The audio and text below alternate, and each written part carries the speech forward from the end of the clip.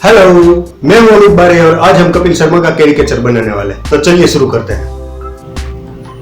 पहले कुछ thumbnail sketch बना लेते हैं, बाद में फाइनल कैरिकेचर बनाएंगे।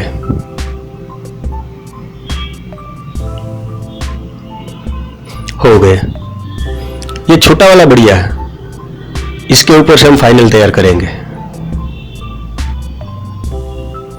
दोस्तों, थंबनेल स्केच आपको यह जानने में मदद करते हैं कि चेहरे के कौन से भागों को किस किस प्रकार से आप अलग अलग रूप से दिखा सकते हैं, इसलिए वो उपयोगी है।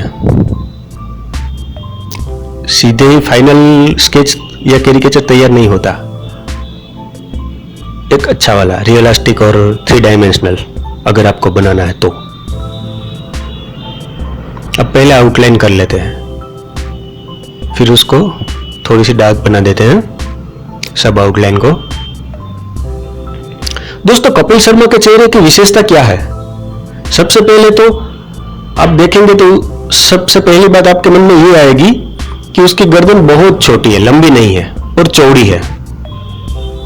दूसरा, उसके जबड़े वो भी एकदम राउंड शेप में बने हुए हैं और उसकी नाक लंबी है।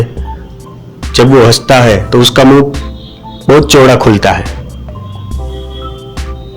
और दांत छोटे दिखते हैं। वैसे ही उसकी दाढ़ी भी चौड़ी और छोटी है, लंबी नहीं है। गर्दन बहुत चौड़ी है, देखा आपने? सीधा आपका ध्यान वहीं पे जाएगा। तो हम इस कैरिकेचर में इसी सब विशेषताओं को कलात्मक रूप से दिखाएंगे। अब बालों का शेडिंग चल रहा है। ऊपर के जो बाल है और कान के ऊपर जो बाल है उसमें डार्क शेडो है, डार्क टोन आएगा। बाकी बीच में एक मीडियम टोन और हाईलाइट टोन का लेयर आएगा।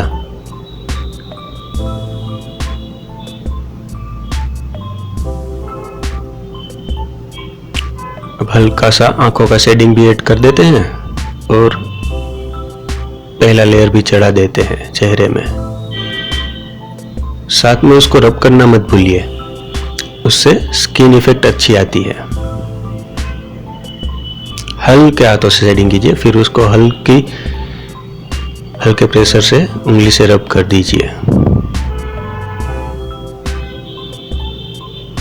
उसकी गर्दन में डार्क टोन आएगा।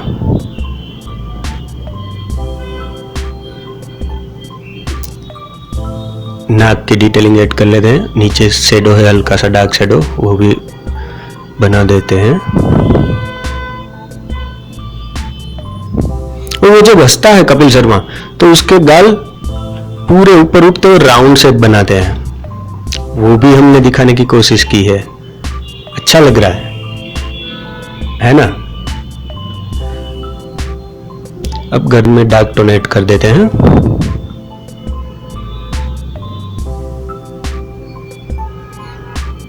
जब शेडिंग करना हो ना दोस्तों, तब आप पेंसिल को ऊपर से पकड़िए, उसमें आप लंबे और चौड़े स्ट्रोक लगा सकते हैं।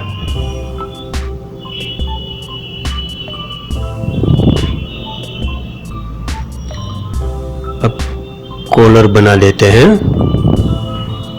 और गर्दन का कुछ शेडिंग भी बाकी है वो ऐड कर देते हैं। कॉलर में डार्क टोन आएगा, हाँ डार्क रहेगा शेडिंग।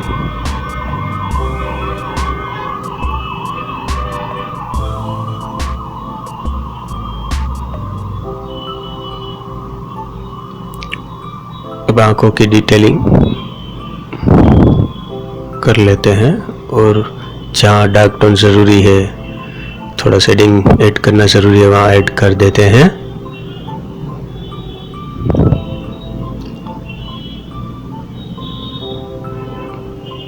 बस अब फाइनल शेडिंग ही चल रहा है। बालों का भी शेडो दिख रहा है, वो भी ऐड किया, देखा आपने? अब बालों की डिटेलिंग कुछ बना लेते हैं। हो गया।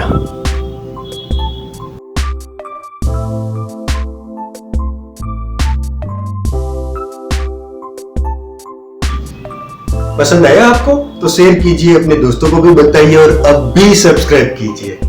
दोस्तों, अगले वीडियो में हम जैक स्पैरो का कैरिकेचर बनाएंगे। कप्तान जैक स्पैरो, जी हाँ, जॉनी डेप का। तो तब तक के लिए अलविदा। थैंक यू, धन्यवाद, आभार।